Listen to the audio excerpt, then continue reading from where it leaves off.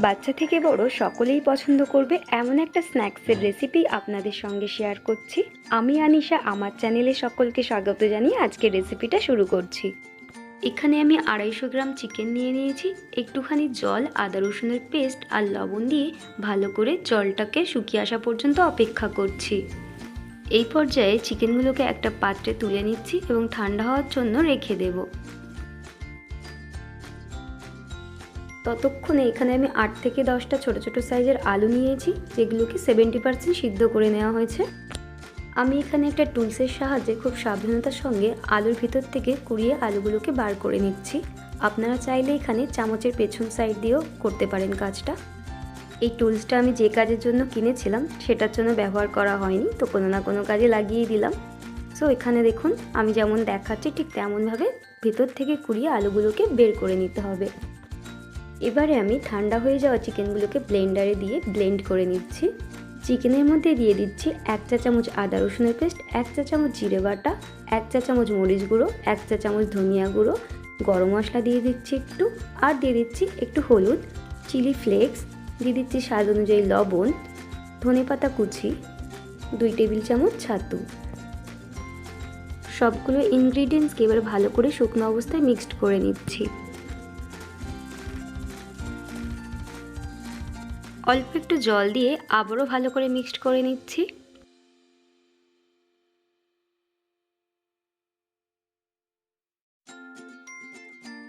সবশেষে 1 টেবিল চামচ মতো সর্ষের তেল দিয়ে ভালো করে মিশিয়ে নিচ্ছি।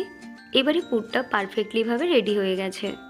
এবারে একটা পাত্রে কর্নস্টার্চ নিয়ে গোলমরিচ ভালো করে মিশিয়ে একটু জল দিয়ে একটা লেই বানিয়ে নিচ্ছি।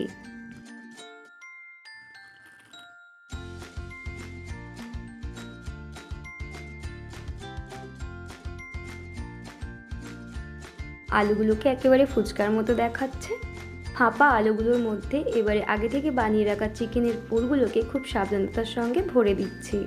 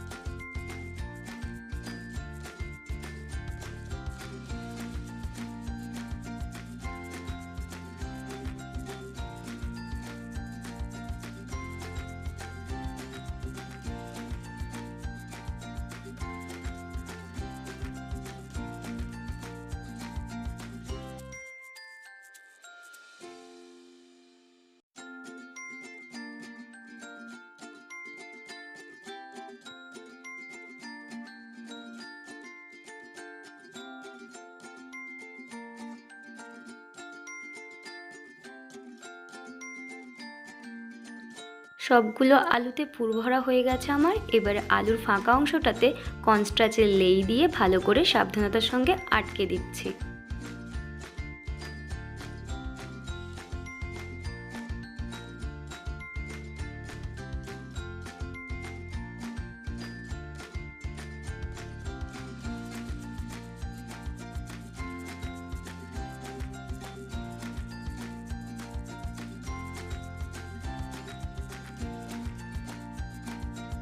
ভাজার জন্য একটা কড়াইতে বেশ কিছুটা পরিমাণে সাদা তেল দিয়ে দিচ্ছি।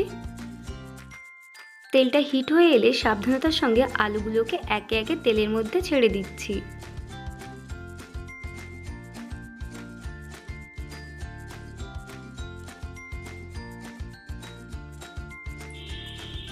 আলুগুলোর একটা সাইড গোল্ডেন ফ্রাই হয়ে এলে হালকা তবেই উল্টে দিতে হবে, নইলে আলুগুলো ফেটে গেলে তেল সোক করে নিতে পারে।